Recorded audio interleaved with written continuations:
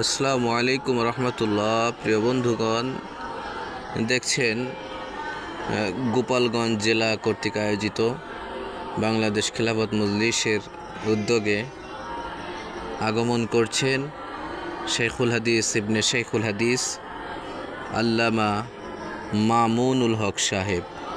গোপালগঞ্জের বুকে এক ইতিহাস সৃষ্টি করলেন।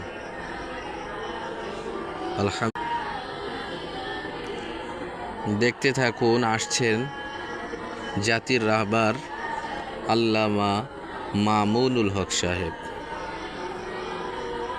মনোমুগ্ধকর এক পরিবেশ, চমৎকার এক পরিবেশ, ঐতিহাসিক এক সমাবেশ, যেটা আমাদেরকে অনুপ্রাণিত করে আগামীর বাংলাদেশ ইনশাআল্লাহ ইসলামের বাংলাদেশ হবে।